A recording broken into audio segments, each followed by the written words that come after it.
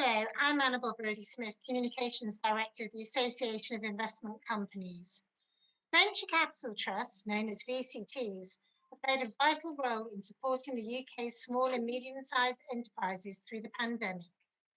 VCTs provide funding and support to innovative businesses which provide vital social and economic benefits.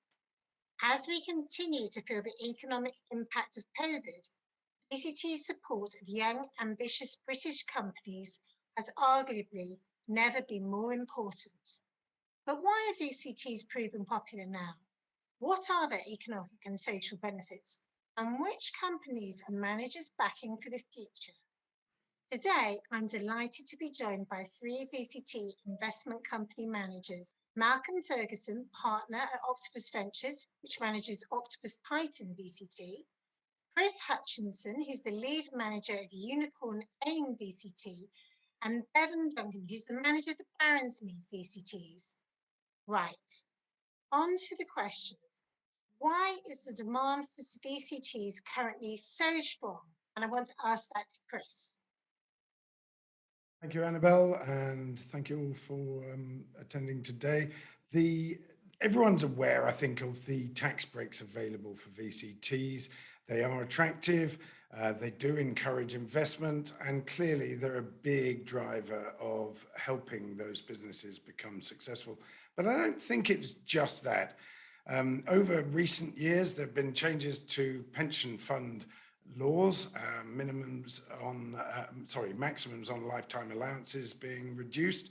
So again, the number of alternatives have reduced, and at the same time, and I'm speaking very much from my own experience as a lead manager on an AIM-focused VCT, we have noticed very substantial changes in the maturity and profile of businesses seeking to list and thrive on AIM.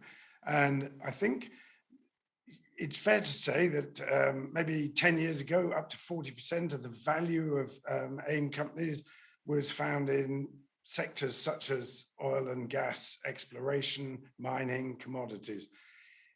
And it had the nature of a pioneering town, perhaps in the Wild West, quite speculative, volatile returns, lots of ups and downs. AIM's been around for 25 years plus now, and is really coming of age. And it's attracting businesses at innovative entrepreneurial businesses at an early stage in their development, but across very diverse range of sectors, addressing some very important needs in the market, whether that's addressing personal health, whether it's addressing the environment, whether it's addressing social needs. They are also businesses that are far more investable. That diversity, the prospects for sustainable growth, the talent that's emerging, all of those things I think are being recognized by the wider retail investor market. And instead of investing directly in a single company listed on AIM that may or may not be tremendously successful, suddenly you've got the opportunity to select an established investment trust that has got a collection of these businesses, many of which are proven over many years and are already profitable, cash generative, and even dividend paying themselves. But on top of that, you've got a good range of businesses that are just emerging with huge potential and with the ability to create substantial value over the next decade. And it seems to me that not only has AIM matured, but the retail investor market has developed in sync with that, and such that actually the demand for VCTs is being driven more by people's appetite for having a portfolio of emerging, young, innovative and fast-growing businesses, where the tax breaks are an attractive cherry on top. And that, I think, subject to markets remaining on a relatively even keel, I think that can only grow over the next decade. And that's what excites us here at Unicorn. Well, that is very exciting, Chris. I've got to say, I'm really pleased you've got the maturity of the AIM market and the diversity of the companies on it, but also you've got retail investors who are really keen to invest in VCTs and the innovative companies they invest in. Malcolm, what's the demand? Why do you think the demand for VCTs is currently so strong? Have you got much to add to that? Yeah, so I think of it from our own lens, which is as a specialist venture capital manager. And what we've seen with our own investor group is actually it's got younger and younger each year. And what we kind of read into that is more broadly when we ask people, is people are wanting more venture capital exposure in general, but they also understand it's a really difficult asset class to get exposure to in general as a retail investor. So why do people want access to it? Because it has not only a really positive impact on society, I think people are much more conscious about what their funds and what their wealth is used to do. So VC, venture capital, unleashes progress, it creates jobs, it drives innovation, all these important things, and it has spectacular returns if you can accommodate the illiquidity. If we look at the data points around, so we look for unicorns, but that's what we're hunting for as an investor. There were 116 made in Britain in the last 12 years. A quarter of them were last year. So we've seen like massive acceleration. So if you've decided you want venture, now the question is, how do you get exposure to it? And it's pretty exclusive in general. If you want it traditionally, you'd have to go to the traditional venture funds, of which they have very large minimum ticket sizes in the millions, and they focus their fundraising efforts on the pension funds and the institutions, not on the retail asset investor group. So as a retail investor, you've not been able to get exposure. So what the VCTs are really powerful for is they're now a vehicle through which retail investors can have a playing field leveled for them. And as people are understanding that, they're now starting to look to say, okay, great, let's add VC and let's add VCTs to our portfolio. Thanks, Mark. It's really great that retail private investors are finding VCTs as the way to get access to these kinds of unquoted high growth companies. Really interesting. Bevan, why do you think the demand for VCTs is currently so strong? So look, the VCT industry has obviously been going for sort of over 20 years.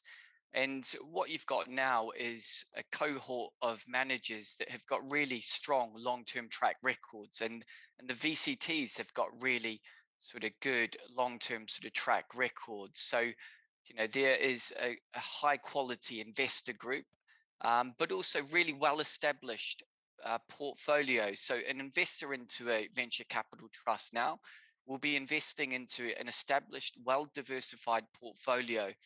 And a lot of the VCTs have got very attractive dividend policies. So as those businesses are maturing and being sold, that's generating attractive capital profits, which are then sort of being paid out to shareholders as sort of really attractive dividend yields. So I think that's another sort of element which is making sort of VCTs very attractive in this current environment.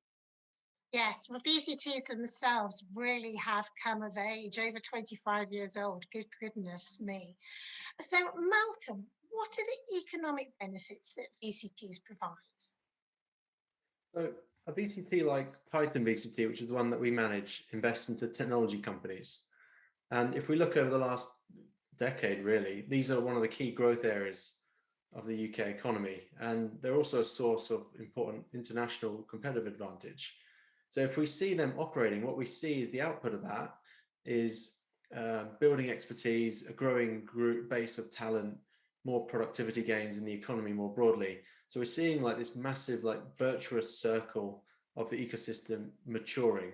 So when I look at our portfolio last year, we had 900 jobs created in 2020.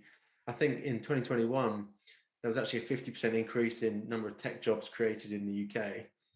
And one of the actual new things that's come out of since the pandemic, there used to be a criticism that a lot of investment was focused on the London and South East and potentially neglecting other parts of the country.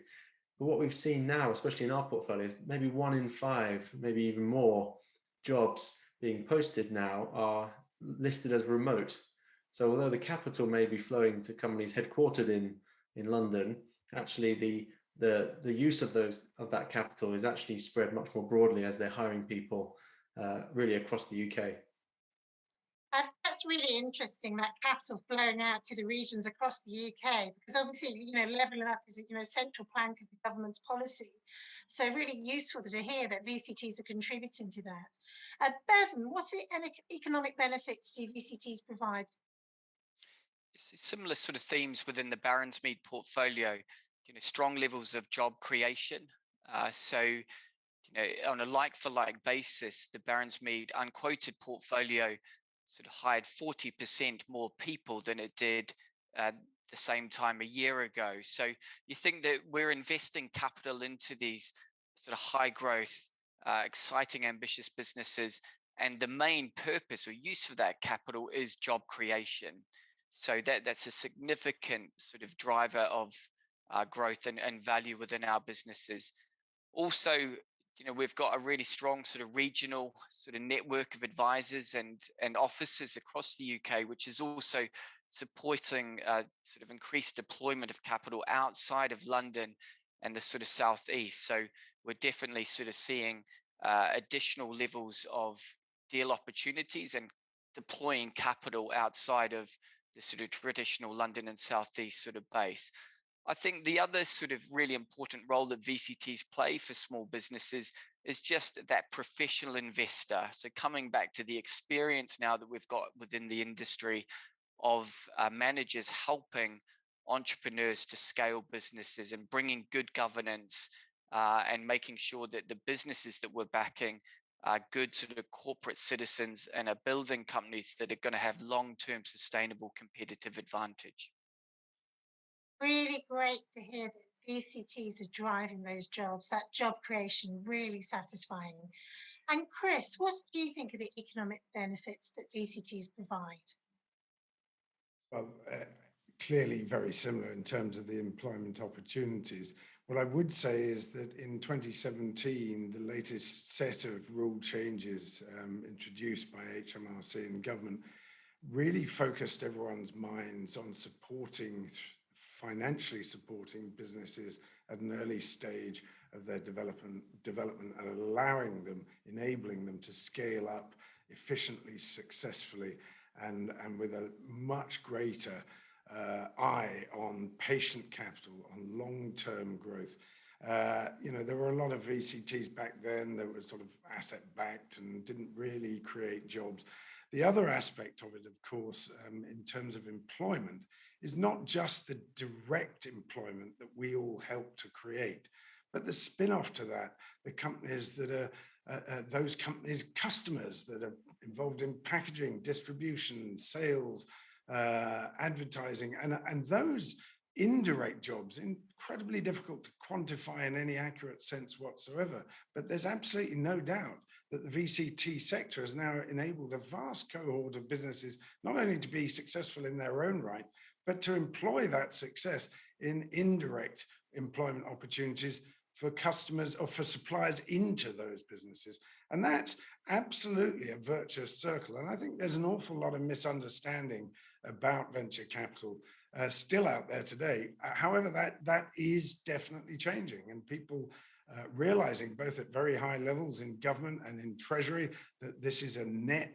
benefit to all concerned, but also the wider community. People can see the fruits of that success and actually tangibly know someone who's been helped by a growing company that's been supported by VCT and investment. And the lack of alternatives isn't easily solvable. The banking industry just isn't prepared to support early stage businesses because they perceive them to be too risky. And we've seen that ever since the financial crisis and probably even before. So I think we're all very enthused. I think the message is getting out there, and I think there's great scope just to go from strength to strength and helping to support those early stage innovative businesses. Yes, there's clearly a funding gap which banks can't provide, but VCTs are stepping into and providing for these types of companies. And I do think the point you make about indirect jobs is a very good one, actually. And as you say, very hard to quantify. Yeah. Bevan, what are the social and ESG benefits of VCTs? So the Baronsmead funds are managed by Gresham House, which is an AIM-listed specialist alternative asset manager. And one of Gresham House's strategic objectives is to be a leader in ESG. So sort of at a corporate level, we've got a very clear sort of sustainability framework set out under environmental, social, and governance, which is then cascades down to all the different sort of investment strategies that we've managed. And obviously the VCTs is a sort of key part of that. So we think that ESG and sustainability principles need to be embedded in your investment process for it to really have a meaningful impact. And that goes all the way through from how we screen assets and the types of businesses that we don't invest in. But also it really sort of mandates how we engage and support our businesses to develop and grow in a more sort of sustainable way. And I think the VCT industry has got a really unique opportunity to work with these companies at an early stage to get best practice into the way that they operate and think, and help educate the management teams as they sort of scale. So, the sort of social impact, we've talked a lot about job creation. Well, the VCT backed companies need to be great employers. They need to give back to the communities in which they operate in. They need to have good governance to sort of de-risk or try to de-risk, what is, inherently risky process of quickly growing a business. So I think managers, VCT managers have got a really important role in helping really support their companies and give practical guidance and advice on how they can sort of build more sustainable businesses, which will be there as they scale. Thanks so much. Yeah, I really think you're right. The VCTs have got a lot of work to do in educating those companies about being good employers and the benefits that they can bring to society. Chris, what are the social and ESG benefits of VCTs for you? Of course, you're invested in the AIM sector. Well, what's been fascinating in recent times is the emergence of these businesses that are very, very much focused on on tailoring solutions to very specific problems. And they tend to be, if I'm being very honest about it, they tend to be in the sort of personalized healthcare sector, in the environmental sector, across even into engineering sectors and manufacturing, finding better, more efficient, more environmentally friendly, more socially responsible, more beneficial solutions to many of the human beings' big problems in the 21st century. And that's been really fascinating because it allows us to encourage and embrace those kinds of businesses when they're listed and have raised substantial amounts of money. Hopefully we've been able to support that. They then stand out as representatives of the next generation of businesses that are going to repair a lot of the damage that has been inflicted both on the planet and on the human beings. And I know it sounds a little bit, messianic in some ways, but actually the belief and the passion that comes across from these entrepreneurs who have hit upon a solution that's come out of where their expertise lies. And if they can apply that and harness technology to enable those solutions to really make a meaningful difference, we've got so many examples now of businesses across a variety of sectors that are really potentially going to make a huge difference over the next 10 or 20 years. And if we had time, I could bang on at length about some of those businesses, but I shall be quiet for the time being. But next question, Chris, don't you worry, I'll be asking you. Malcolm, what are the social and ESG benefits of your VCTs? Say they source from the people we're looking to partner with. So when we're making investments, we're trying to find these pioneering entrepreneurs who want to solve really big problems. And those may be societal problems, they may be environmental problems, but they are large and they're not solved by the current status quo. And so our role as a VCT investor is to find these people and to help provide the capital so that they can start to tackle that problem. So we've been doing that very actively, and by being open and transparent about what kind of behaviors we're looking for, we hope that we can attract those entrepreneurs that have a leaning towards solving some of those really important problems. In the last 4 or 5 years, when I look back and see the kind of themes behind the investments we've got really excited by, they've been in areas such as access to healthcare. So we made 2 investments in the digital therapeutic space, which is how, in other words, using software in place of what you would otherwise have used drugs, for example. So we have a business that solves, called Big Health, which solves insomnia through software. We have another one called Quick Genius, which solves alcohol and tobacco addiction through software in a digital clinic. So this was groups of people who would not have had treatment or who are undertreated before, which are then being treated in this new way with technology. It improves people's happiness, improves mental health, it improves employee productivity. So all sorts of really positive externalities that come out of it. We're also seeing actually a lot of work being done in the privacy space.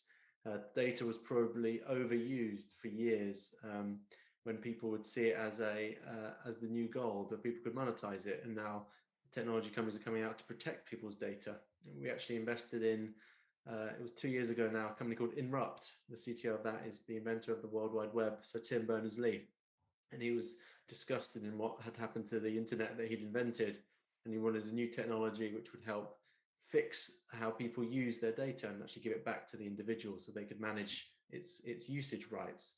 And so we're trying to find these entrepreneurs that really see these problems that are in society, and by having capital to solve them, they can bring people together and actually bring solutions to the market. And so that's the big benefit I think VCTs bring to social and ESG.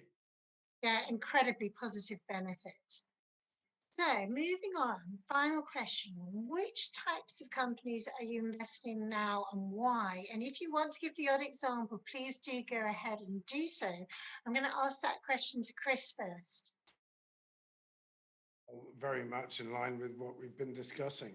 Increasingly, we are targeting those investments where we can see the potential for a real positive impact, whether that be environmentally or socially. We've got a number of examples in healthcare, targeted. I would point to a particular business that I like that addresses a massive environmental pollution issue, and that would be a company called Scieta Group. It's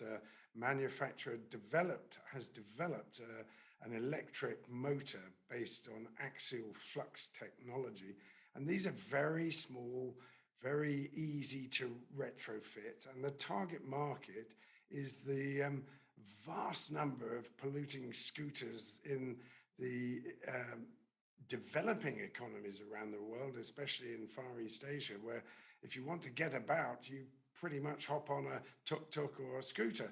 And of course, they're not environmentally friendly at all. They're using fossil fuels. They're sending a lot of emissions into the local cities, and those pollutants are very difficult to disperse. At a low cost, highly reliable, durable solution to this is the electric motor, and this is a new business. Effectively, it has been spending a lot of money in terms of developing the product. The product is now ready for mass manufacturing, and they are about to sign up all sorts of high volume contracts with major multinational companies to help roll this out. And what they're not going to be doing is building huge manufacturing plants, because they're going to use existing manufacturing plants and outsource that manufacturing, so that actually they're not enlarging their carbon footprint.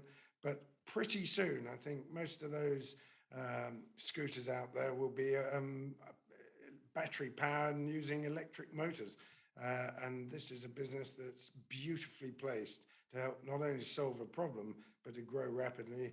And they're recruiting at a vigorous rate in the UK for engineers and specialists across different departments within the business. Exciting times for them.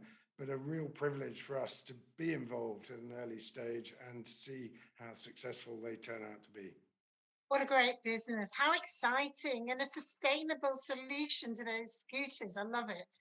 Okay, Malcolm, which types of companies are you investing in now and why? We invest as a team in about 25 to 35 new investments each year, and we do so across 5 core themes. So fintech, deep tech, health, consumer, and B2B software. And so those teams are tasked with finding the most pioneering founders who are solving large, which we call billion-dollar problems, and using technology to drive rapid change. So they all have that in common. And then essentially each pod essentially creates 3 to 5 new investments a year. So within fintech, pulling an example, we invest in a business called Happy Plan, which was a tool to help parents, family, and friends invest for their child's future. So essentially helping them to develop a nest egg much earlier in their life. In the deep tech pod, we invest in a business called CoMind, which is a non-invasive computer brain interface. It sounds very scary, but what it enables you to do is control a computer with your brain. So it's essentially the future of just being limited to your 2 thumbs. You can actually unlock a lot more power there. And then on the health side, we invest in a business called Mindset, which is an app focused on screening and preventing dementia. So they measure all sorts of different cognitive impairment, anxiety, depression, and they help drive early diagnosis of the condition and hopefully allow you to put some treatment in place, or at least to manage it going forward. So you see, they're all very different types of businesses, but hopefully achieving progress in different vectors. Very different businesses, but so important, particularly that early diagnosis of dementia. So many of us are going to get it. Bevan, which types of companies are you investing in now and why? So we are sector and thematic focused investors. So where we're looking to deploy capital is sectors where we think we've got sort of in-depth expertise, really strong talent networks and track record, and where that sort of intersects with sort of long-term structural growth trends in the economy, which we think will give our businesses a sort of natural tailwind. So, putting money into markets that we know really well, that are going to continue to grow now, but also over the sort of next 10 years. So, clearly the shift to e-commerce has been significant, through COVID, but there's been a structural change in the way that consumers sort of buy and operate. So that e-commerce trend is going to continue. So we actually haven't invested in as many consumer brands or e-commerce brands. What we've done is we've actually invested higher up the value chain. So in software businesses, one called Scurry that provides logistics solutions to e-commerce providers. So the biggest complaint that e-commerce retailers get is, delivery is not coming on time and the returns process not being efficient. This business solves that problem for them. Another business called Patchworks, which looks to stitch together the multiple different products that an e-commerce business uses, from CRM to sort of website management, warehouse management. So there's a really quite fragmented sort of set of software solutions that a business that's growing quickly utilizes, and Patchwork brings that all together. And that enables us really to build ecosystems in those markets, which we think means that we can bring more value to the companies that we're backing and can help sort of accelerate their growth. Well, I have to say, it's always very exciting to hear about VCT investments, these young, growing companies really addressing very important social issues and also creating jobs. So I'd like to thank our managers very much for joining us today. It's been great to hear their views on VCTs and their investments. I'd like to emphasize that we don't know what's going to happen in the future. Investment is for the long term, and it's important to have a well-balanced portfolio. If you are in any doubt, you should talk to a financial advisor. Thanks so much for watching.